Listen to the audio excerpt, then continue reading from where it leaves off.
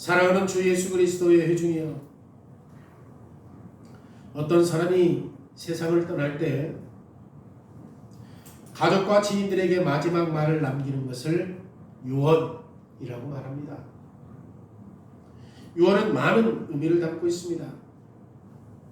유언한 분은 세상에 없지만 유언을 받은 사람은 이 세상에 살면서 많은 교훈과 유익을 받습니다.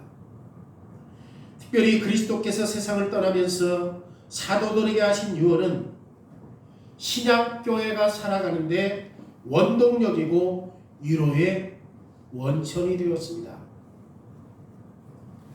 우리 자녀를 비롯한 모든 언약 백성들이 어떤 환경 속에서도 항상 풍성한 축복과 위로 속에서 살기 위해서 그리스도가 십자가에서 성취하신 구속 사역으로 말미암아 삼위 하나님이 우리에게 어떤 복을 약속하셨는지 살펴보려고 합니다.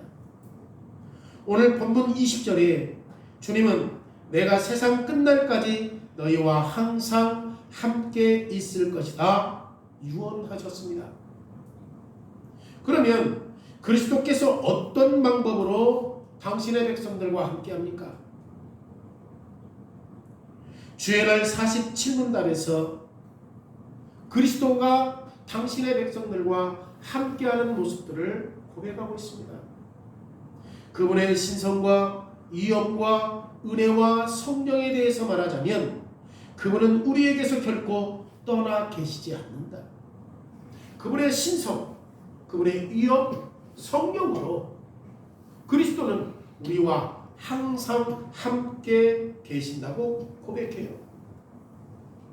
승천하신 그리스도는 사도를 보내셔서 삼위 하나님의 이름으로 세례를 베풀고 세례받은 사람들에게 명령하신 모든 것들을 가르쳐 지키게 하는 방법으로 그들과 함께 하십니다.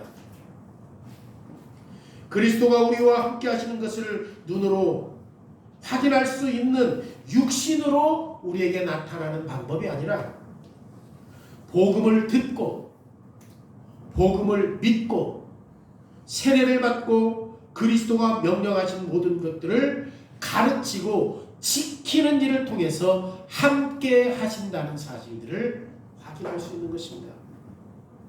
오늘 설교 제목은 그리스도의 교회는 삼위 하나님이 약속하신 복으로 살아간다 입니다.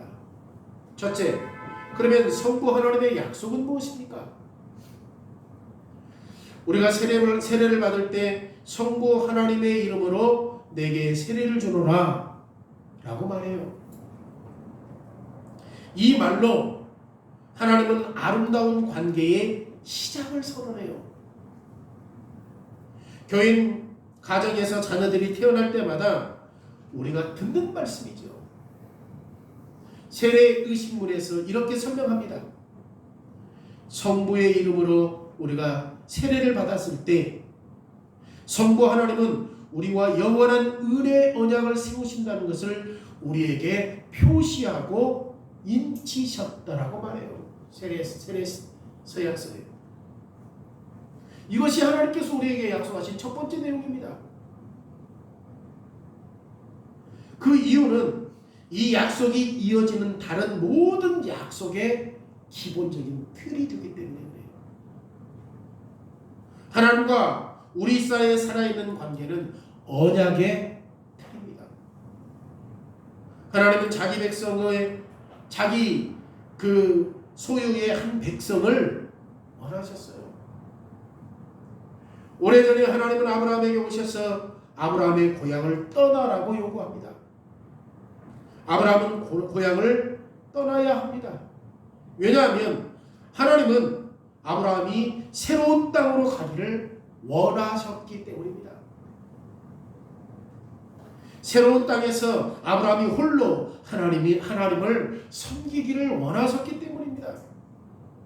그래서 아브라함은 하나님이 약속하신 땅을 한 번도 가본 적이 없는데 떠나야 했던 것입니다.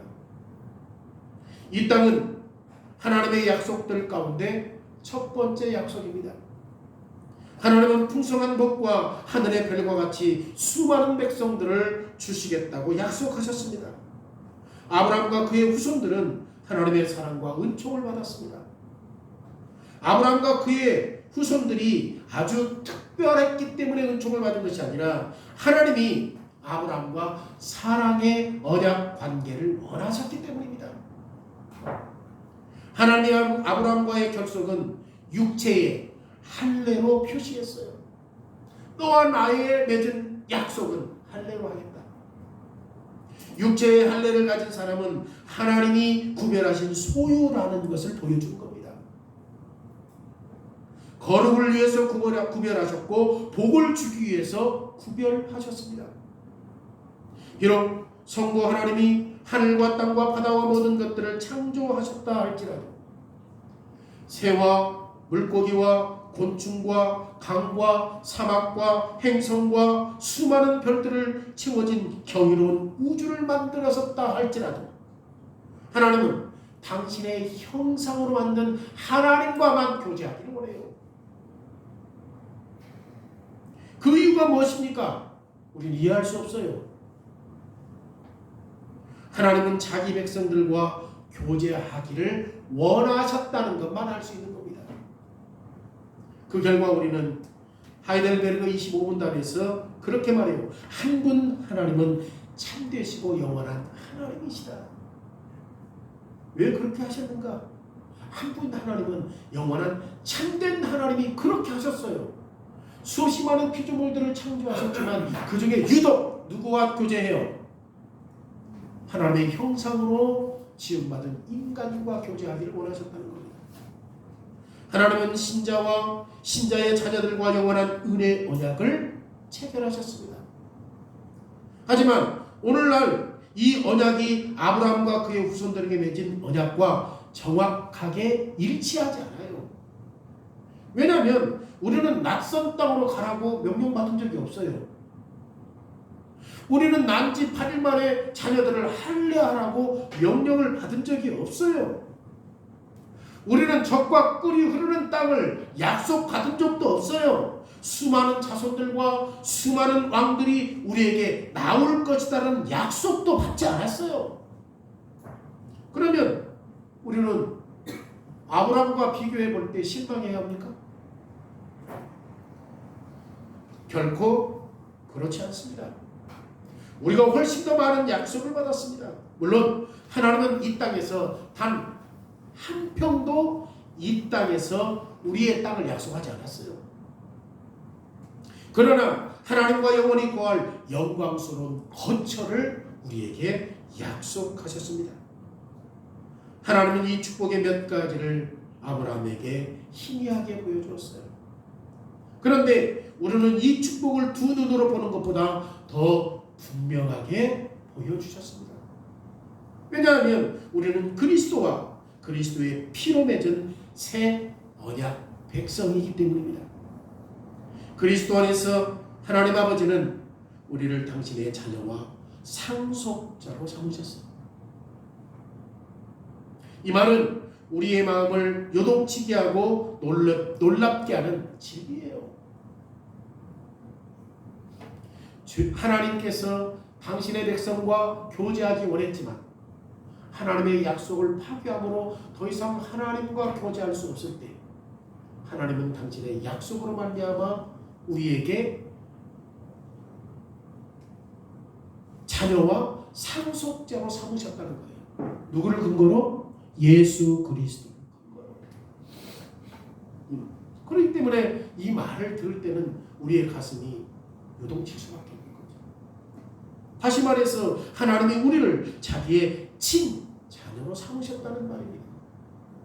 하나님은 우리의 죄를 용서하시고 우리의 모든 무가치함을 덮어주실 뿐만 아니라 우리를 자기 소유로 받아주셨습니다. 사실 하나님은 아브라함을 자기 자녀나 아들로 부르지 않았어요. 하나님은 아브라함을 자기 친구로 불렀어요. 아브라함은 하나님과 친밀하게 동행하면서 친밀하게 대화했습니다. 아브라함은 하나님의 친구였지만 아들은 아니었어요. 오늘날 우리는 친구라는 말을 좋아해요. 친구라는 말이 더 친숙해요. 우리가 시간을 함께 보내기를 원하는 사람도 친구예요. 그래서 우리는 하나님의 친구라는 개념을 좋아해요. 그런데 친구보다 실제로 아들이 훨씬 더 친밀해요. 아들이 훨씬 더 친밀해요. 하나님의 자녀에게 결속이 더 깊고 특권도 더 커요. 친구보다 자녀에게 훨씬 더 친밀하고 훨씬 더 결속도 있고 훨씬 더 특권을 누릴 수 있어요. 우리가 임종시에 유산을 누구에게 물려줍니까? 우리의 아들과 딸들 아닙니까? 심지어 상황이 변해도 깨어지지 않는 결속을 우리는 누구와 즐깁니까? 우리의 자녀입니다. 항상 자녀들에게 여지를 주는 겁니다. 이것이 아버지가 있는 우리의 특권이에요. 즉 그분이 우리를 자기 자녀와 상속자로 삼으셨다라고 하는 것을 알게 하시는 거죠. 하나님은 그리스도 안에서 우리가 자신의 사랑하시는 가족들에게 주는 모든 복을 받을 수 있다고 말씀하셨어요. 그러면 삼위일체 하나님은 우리에게 무엇을 약속하셨습니까? 하나님의 자녀가 된다라고 하는 것은 우리가 항상 기도로 하나님을 부를 수 있다는 뜻이에요. 자, 하나님의 약속이 파괴되었어요. 우리가 죄로 인해서. 그런데 하나님은 그리스도를 통해서 우리에게 자녀 또 상속자로 삼으셨다는 거죠. 그러면 상속자로 삼으셨던 우리에게 어떤 약속을 했어요? 아버지가 되신다고 할 때 우리는 계속해서 하나님을 부를 수 있는 거죠. 어떻게 할 때? 기도할 때. 엄청난 복이죠. 차를 운전할 때도, 주방에서 음식을 만들 때도, 학교에서도 공부할 때도 우리는 하나님을 아버지로 부를 수 있습니다. 우리가 죄를 지어 수치 속에서 우리의 최악의 곤경 속에서도 우리는 아버지께 자비를 구할 수 있어요. 우리는 자비를 얻을 수 있다고 기대해야 돼요. 하나님의 자비를 얻을 수 있다고 기대해야 돼요. 우리가 성부 하나님의 이름으로 세례받을 때 하나님 아버지는 우리에게 모든 선한 것들을 공급하시고 모든 악을 물리쳐 주시거나 우리의 유익을 위해서 바꾸어 주실 것을 약속하셨어요. 왜냐하면 우리의 아버지가 만물을 창조하셨기 때문에 하나님은 우리가 우리의 몸에 필요한 모든 것들을 줄 수 있다라는 사실들을 분명하게 말씀하셨습니다. 그리고 만물은 하나님의 자원이에요. 하나님이 쓸 수 있는 자원이에요. 우리 아버지는 우리의 우주의 주인이시고 하나님은 모든 해로움에서 우리를 지켜줄 수 있습니다. 하나님은 우리를 사단이 공격할 때도 보호할 수 있습니다. 설령 우리가 환난을 겪는 것이 아버지의 뜻이다 할지라도 이 환난을 우리의 유익으로 바꿔줄 수 있는 분이 누굽니까? 하나님이세요. 근데 그 하나님은 누구예요? 창조주인데 우리의 아버지예요. 우리의 마음과 삶에 불편한 일들이 있을 때도 우리는 여전히 하나님의 자녀입니다. 거의 회복할 수 없는 육체의 고통이 있을 때도 오랫동안 걱정거리가 있을 때도 우리의 아버지는 이 고통을 우리의 유익을 위해서 바꿀 수 있다는 것을 우리는 믿어야 하는 것입니다. 참 이런 엄청난 약속을 하신 거잖아요. 우리와 함께 하시겠다. 하나님의 약속이 뭐냐면 엄청난 약속이잖아요. 하나님은 우리를 위해서 고통 속에서 선한 것을 얻을 수 있도록 약속하셨어요. 고통 속에서도 하나님은 항상 우리를 거룩하게 하고 자라나게 하시기 때문에. 그런데 우리는 고통 속에서도 거룩하게 자라난다는 사실들을 바로 보지를 못하는 거예요. 고통만 보기 때문에.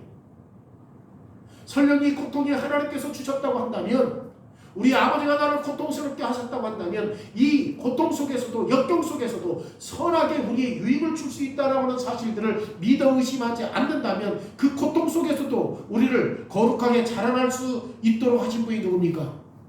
하나님이지. 근데 우리는 그걸 못 봐요. 뭘만 봐? 고통만 봐. 그러니까 하나님이 우리에게 약속하신 것을 우리가 바라보지를 못하니까 신앙생활이 버거워요. 이런 약속들을 우리가 믿고 갈 때 진짜 하나님의 하나님 되심을 신뢰하고 갈 수 있을 때 때로는 고통이 있고 때로는 어려움이 있다 할지라도 여전히 우리는 누구다? 하나님의 자녀다. 하나님이 우리의 아버지다. 만물을 창조하신 분은 그 모든 것들이 하나님의 도구다. 우리에게 필요한 것들을 공급할 수 있는 분이다 라는 사실을 확신을 해야 되는데 그걸 못하는 거죠. 그러니까 하나님의 약속을 잃어버린 거예요.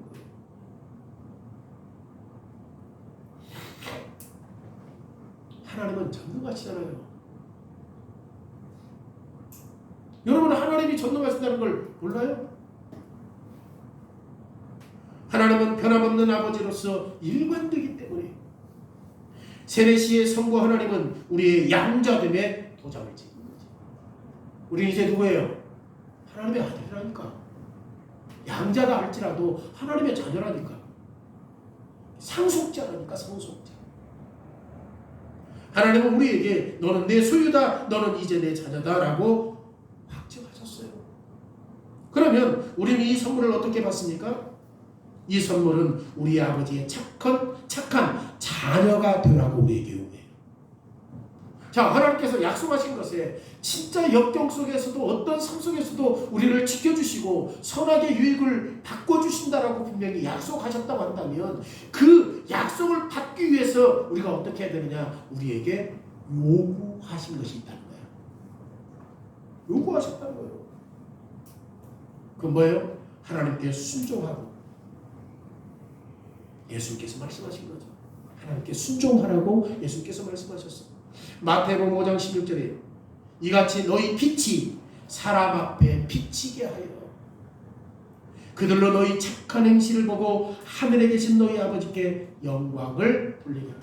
자, 하나님께서 우리의 역경 속에서도 선을 바꿀 수 있는 능력 있는 우리의 아버지죠.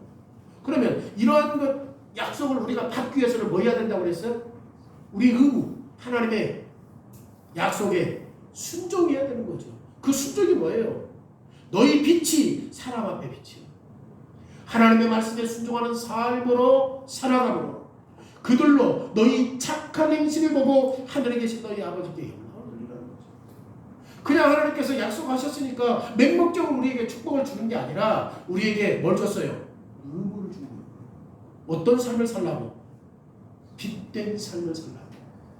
그래야지만이 우리의 삶을 보고 다른 사람이 누구에게 영광을 돌려요? 하나님께 영광을 돌리는 것이다. 자녀들이 부모에게 부끄럽게 하거나 아니면 명예롭게 하거나 둘 중에 하나를 할 것입니다.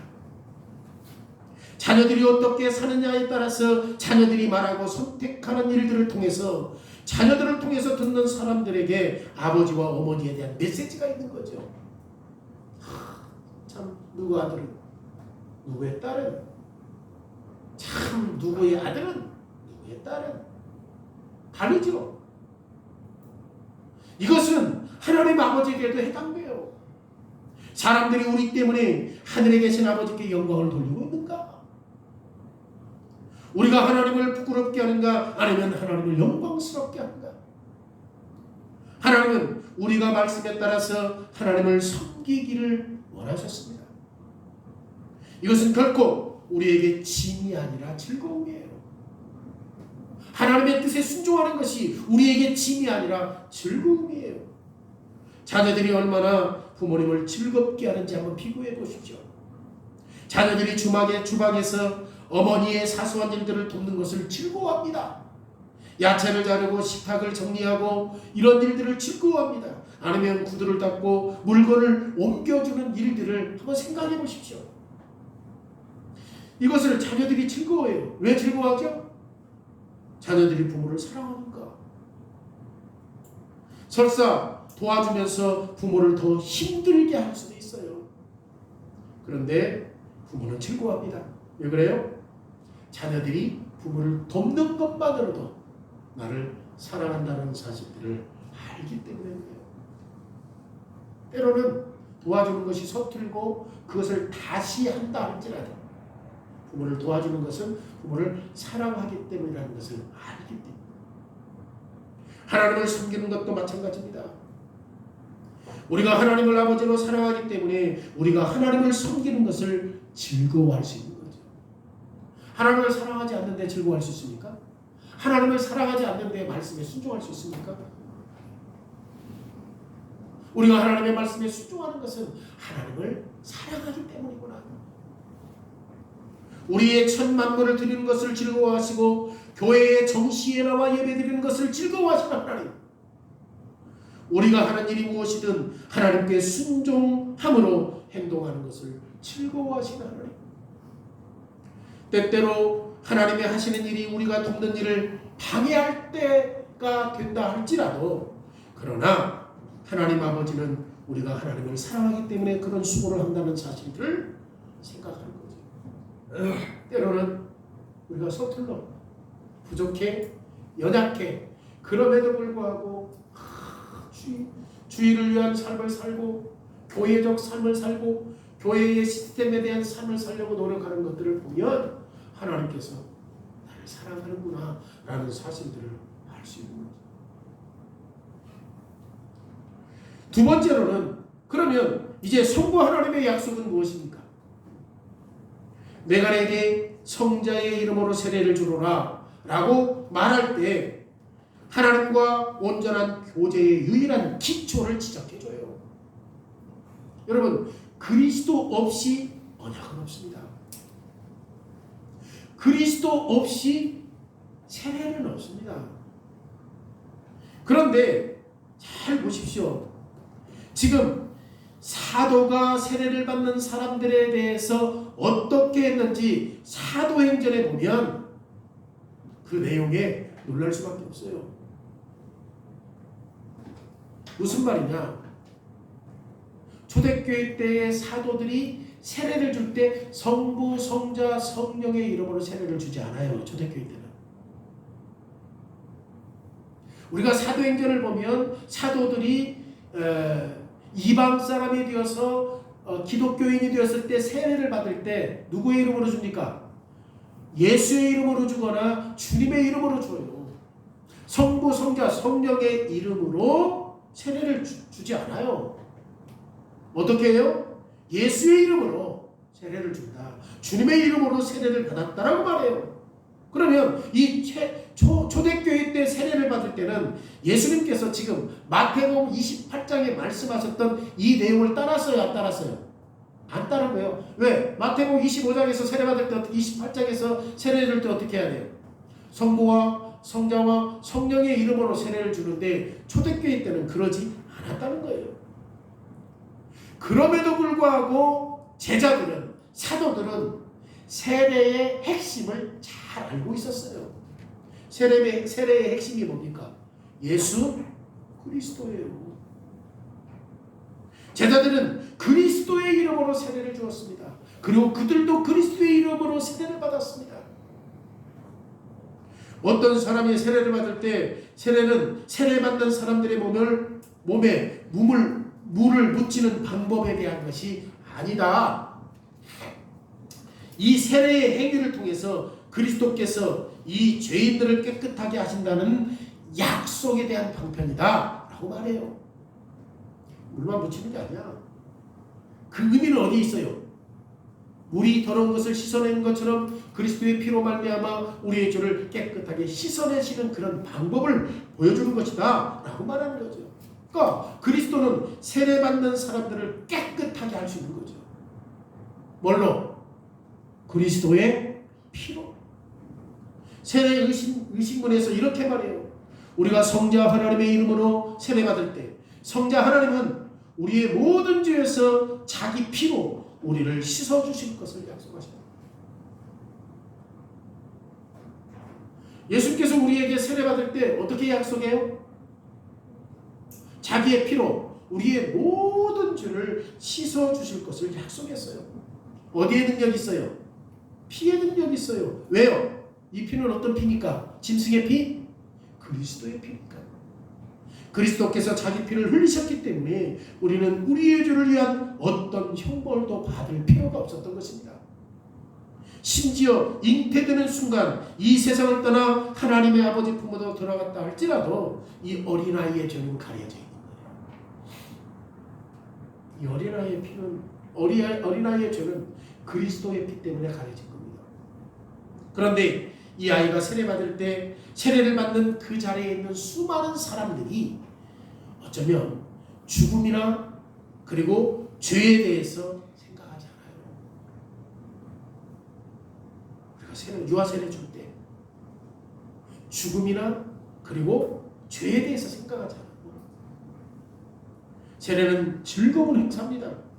갓 태어난 아기는 순전한 것처럼 보여요. 깨끗한 것처럼 보여요. 그런데 성경은 갓 태어난 아기의 마음을 더럽다고 말해요. 왜? 날 잉태되는 순간부터 우리는 어떤 존재니까? 죄인이니까. 사람의 마음은 씻겨져야 하는 거예요. 씻겨져야 돼요. 그렇지 않으면 우리의 죄로 말미암아 죽을 수밖에 없기 때문에. 따라서 세례 시에 우리의 마음을 잠시 이 아이가 자라가면서 어떤 일이 일어날지 우리 한번 미래를 한번 생각해 보십시오. 자, 세례 받았어. 아직은 아니요. 미래 한번 생각해 봐요. 그 아이가 형이나 누나의 마음을 힘들게 할 때도 있어. 그 아이가 점점 자라면서 불량 아이들과 함께 할 수도 있어. 그 아이가 점점 자라면서 부모의 말씀에 불순종할 수도 있어. 말대꾸할 수도 있어. 공격적으로 대할 수도 있어요. 그럼에도 불구하고 그 아이를 누가 덮어주시겠다고 세례시에 약속해요?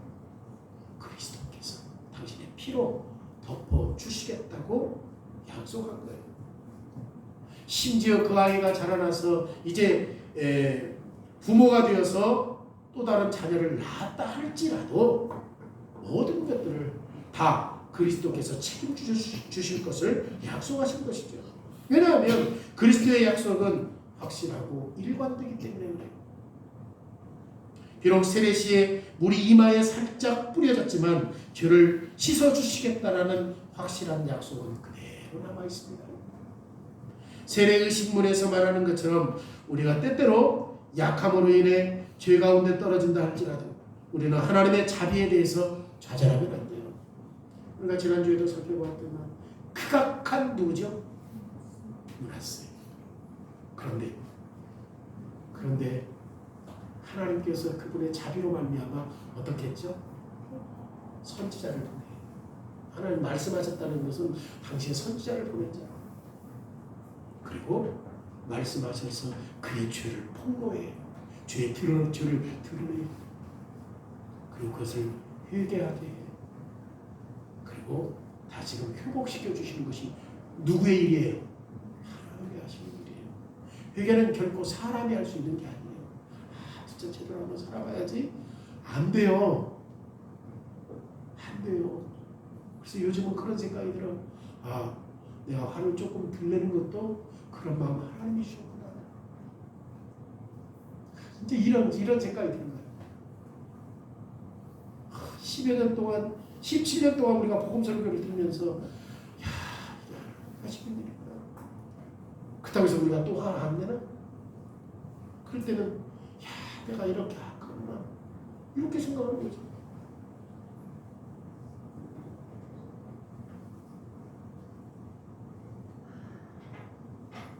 우리는 하나님의 자비에 대해서 좌절하면 안 돼요.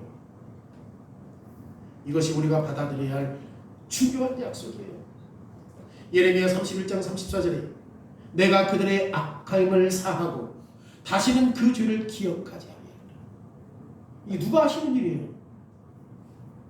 우리는 악행을 했는데 그 악행을 다시는 기억하지 않겠다. 이것이 한평생 우리가 의지할 수 있는 중요한 약속입니다. 하나님은 그리스도 안에서 내가 너를 용서할 것이다 라고 분명히 말씀하셨어요. 그런데 우리는 결론적으로 이것도 잊으면 안 돼요.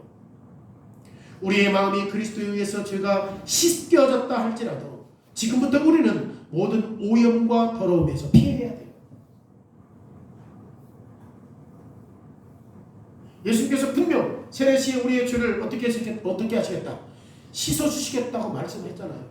그러면 씻어주시는 걸로 끝나는 게 아니라 반드시 거기에 우리의 뭐가 따라? 의무, 책임이 따라. 그러면 죄에 대해서 우리가 어떻게 해야 돼요? 오염에 대해서 어떻게 해야 돼요? 피해야 되는 거예요. 우리가 죄를 씻음받았다면 진흙탕에 들어가지 않도록 조심해야 돼요. 우리의 세례는 다르게 살라고 우리에게 의무를 준 거예요. 우리는 하나님의 자비에 대해서 실망하면 안 됩니다. 죄 가운데 계속 살아서는 안 됩니다. 우리의 삶에 죄가 있다면 그리스도께서 이제 멈출 때라고 말해요. 악한 습관이 있다면 중단할 때라고 말해요. 악에서 조금이라도 종노릇 한다면 악을 버리라고 요구해요. 다시 더러운 것들이 우리에게 달라붙지 않도록 우리의 의무가 있다고 말해요.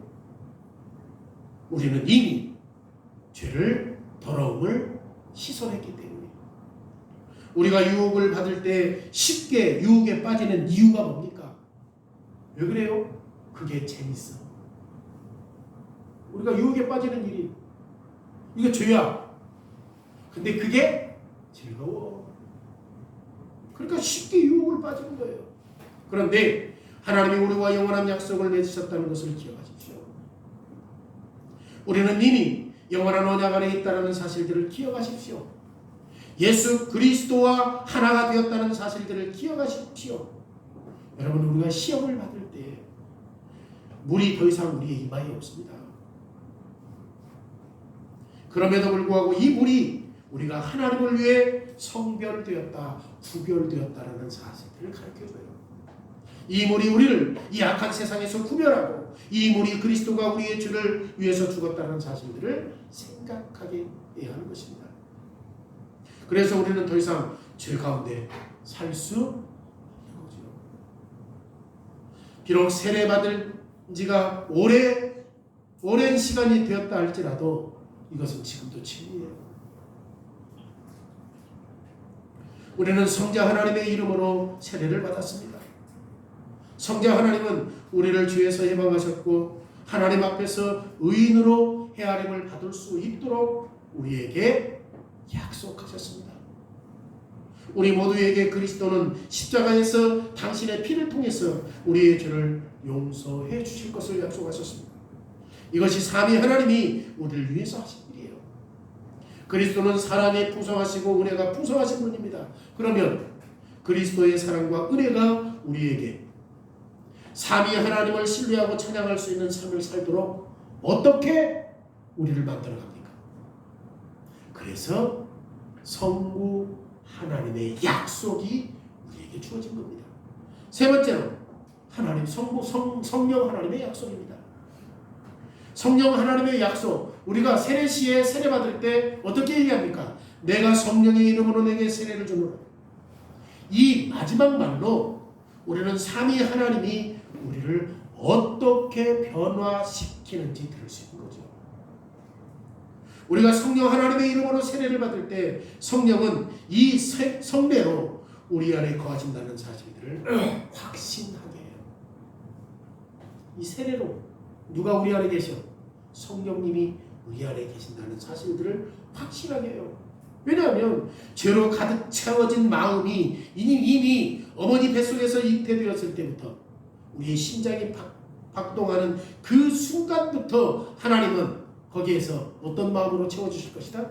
성령의 마음으로 채워주실 것이다. 이미 죄가 있다 할지라도. 다시 말해서 새롭고 아름다운 것, 즉 성령으로 충만하게 될 것이다 라고 약속하셨습니다. 성령님은 항상 주 예수를 알리시는 중요한 과업을 하시는 분이에요. 성령의 중요한 사역이 뭐예요? 늘 누구를? 두 분에게 의해 보내심을 받았기 때문에 성부 하나님과 성령 하나님의 사역을 우리에게 가르치신 거예요. 성령님은 항상 십자가를 밝게 비추는 서치라이트예요.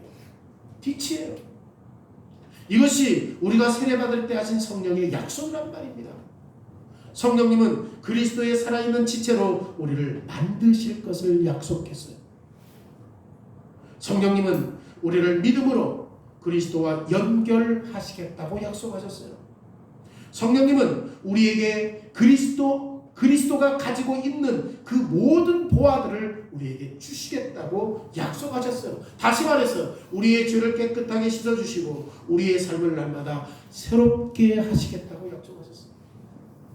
그런데 죄를 씻고 새로운 삶을 살아가게 하는 것은 긴 과정이 필요해요.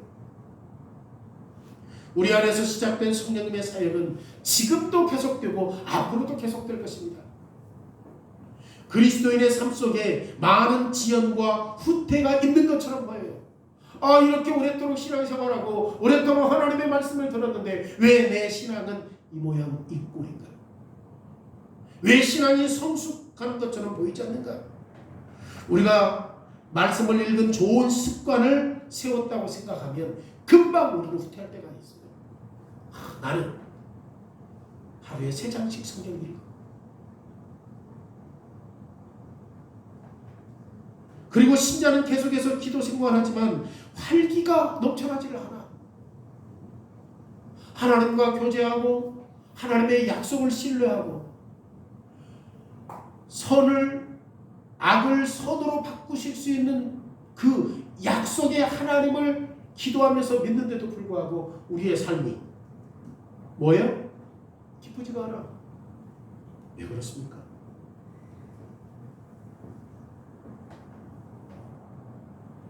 왜 하나님의 약속에 대한 확신이 서지 않습니까? 그러면 우리는 삼위 하나님이 우리에게 약속하신 것을 기억하고 있는가? 하나님이 시작하신 것을 끝낼 것이라고 약속하신 것을 기억하고 있는가? 하나님은 시작하신 일을 중단해야 해요. 안 해요. 우리의 구원을 포기하지 않아요. 우리가 세례받을 때 이미 우리의 나이가 10살이 됐습니까? 20살이 됐습니까? 이 세례는 유아세례를 이야기하는 거예요. 유아세례는 일반적으로 며칠 만에 해요? 8일 만에 하는데 개혁교회도 가능하면 2주 안에는 해요. 이때에 우리의 눈에 수평을 그리는 거예요. 우리의 눈에 수평, 물을 뿌려서 어떤 겁니까? 영원한 생명 안에서 하나님의 총회 가운데 흠이 없이 마침내 드려지게 될 날을 이 세례 시에 우리에게 보여준 겁니다. 우리는 세례를 받았고 우리의 최종적인 목표는 먼 미래에 있습니다. 이것이 사실이죠. 성령님은 우리 안에 계실 것입니다. 성령님은 우리가 그리스도 안에 가지고 있는 것들을 우리에게 주실 것입니다. 다른 약속들과도 마찬가지입니다. 이 마지막 약속도 우리의 행동을 요구해요. 자, 성령께서는 끊임없이 그리스도께서 가지고 있는 그 풍성한 것들을 우리에게 주실 것이라고 약속했어요. 그러면 그 약속으로 끝나요? 그러잖아요. 성령의 약속으로 우리에게 뭐가 있어? 요구가 있어요. 우리는 세례를 통해서 새로운 순종을 하라고 주님이 요구하셨고 이 순종하는 것이 우리의 요구예요. 우리는 세상을 사랑하지 말고 옛 본성을 죽이고 하나님을 경외하는 삶을 살아야 합니다. 만약 우리가 성령으로 약속받았다면 이제 우리는 성령과 더불어 살고 성령의 인도를 따르고 성령의 말씀을 들어야 하는 거죠. 마지막으로 세례 시에 일어나는 일들에 대해서 조금 더 살펴보면 성부, 성자, 성령의 하나님의 이름으로 우리의 자녀들이 세례를 받은 뒤에 지금 부모들이 해야 할 일이 있다는 사실들을 깨닫게 돼요. 그 유아세례 책의 뒤에 보세요. 성부, 성자, 성령으로 세례를 받았어. 지금 앞에 있는 약속들은 성부 하나님의 약속, 성부 하나님의 약속, 성령님의 하나님의 약속은 1차적으로 누구에게 한 거예요? 세례받은 그에게 그런 약속을 하겠다는 거예요. 그런데 그 아이가 아직은 어려서 그 일들을, 그 의무와 책임을 감당할 수 있어요? 없어요? 없어요. 그런데 그 뒷부분에 대한 내용에 보면 지금 부모들이 해야 할 일이 많다는 사실들을 우리에게 보여줘요. 부모들이 순종할 것을 약속하셨기 때문에. 유아 세례는 누가 약속한 거야? 부모가 한 거야. 부모가 한 거야. 다시 말해서 자녀들을 하나님의 말씀으로 양육하겠다고 약속한 거예요. 세례의 세상의 권력과 힘을 가르치는 것이 아니라 성령의 능력을 가르치는 거죠. 만약 우리의 자녀들이 세례를 받을 때 네, 그렇게 하겠습니다라고 부모가 그렇게 약속했다고 말했다면 우리는 진지한 과업을 요구받은 거예요. 이건 쉬운 일 아니에요. 그렇게 해놓고 많은 후회와 많은 실수가 따를 것입니다. 부모들도 하나님의 약속하시는 죄 용서가 필요하죠. 부모들도 죄 용서가 필요한 거예요. 자녀들을 훈육하고 자녀들을 할 때 자녀들이 말을 들어먹어야지. 근데 부모는 그가 어렸을 때 서약을 했어. 하나님의 약속된 말씀으로 양육하겠다고. 그런데 이게 쉬워요, 어려워요? 진짜 어려워요. 이제 느껴. 우리 어머니가 나 때문에 힘들었겠다. 내가 자식들을 보니까 알겠더라고. 자식은 못 이기겠더만. 자식은 못 이기겠대. 후드를 패가지고 하려고 그러는데 안 되더라고. 자식은 못 이기겠더라고.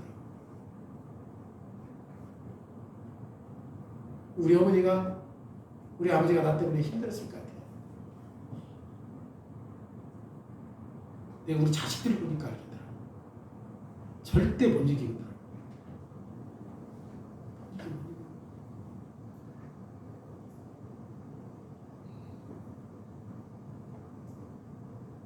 세례시에 약속했는데 많은 후회와 많은 실수가 있잖아요. 그래서 부모들도 어떻게 해야 돼? 하나님의 약속하신 죄 용서를 받아야 돼요. 우리는 하나님의 모든 언약의 자녀들이 하늘에 계신 아버지를 사랑하지 않는다는 걸 알거든. 이 약속들을 자기 것으로 받아들이지 않고 있다는 걸 알거든. 삼위 하나님이 우리에게 약속하신 약속이 매우 풍성하다 할지라도 때로는 자녀들이 무시하거나 무반응으로 반응한다는 걸 알거든. 이런 일들은 참으로 우리의 마음을 아프게 해요.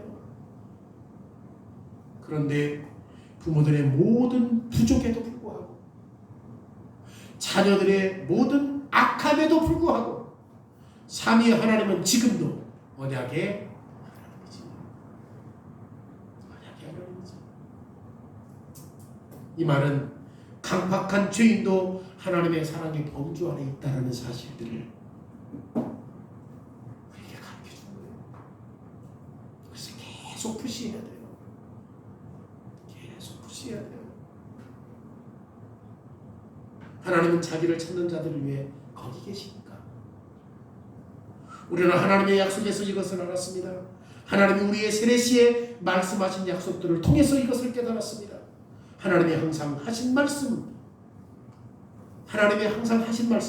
그 잠재력을 가지고 있고 항상 능력이 있다는 것을. 구원할 수 있는 것은 말씀밖에 없어요. 우리가 살아있는 한 하나님의 약속은 계속될 것입니다.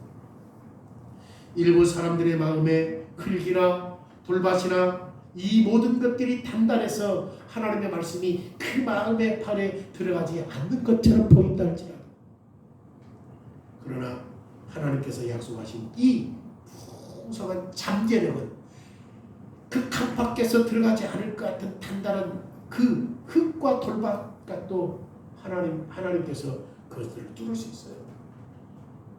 뚫을 수 있어요. 그래서 우리는 부모에게 맡긴 의무에 대해서 씨름하는 부분을 위해서 기도해야 되는 거죠. 그렇잖아요. 얼마나 우리가 실수 많이 하고 얼마나 많은 연약함이 드러납니까? 그래서 자녀들도 부모를 위해서 기도해야 되고, 그런 자녀가 있다면 부모도 그런 자녀들을 위해서 기도해야 하는 거죠. 우리가 삼위 하나님께 신실하게 반응하며 하나님이 하신 모든 것들을 믿음으로 받아들일 수 있도록 우리가 자녀들을 위해서 기도해야 합니다. 한 분 하나님이시며 새 윗격으로 계시는 놀라우신 하나님, 성부, 성자, 성령 하나님이 내가 너의 하나님이다. 그리고 너는 내 백성이라고 약속하신 위대하신 주님의 약속된 말씀. 그래서 지금부터 영원토록 믿음과 사랑으로 삼위 하나님과 교통하며 살아갈 수 있기를 축원합니다. 자, 기도하겠습니다. 시편 123편입니다.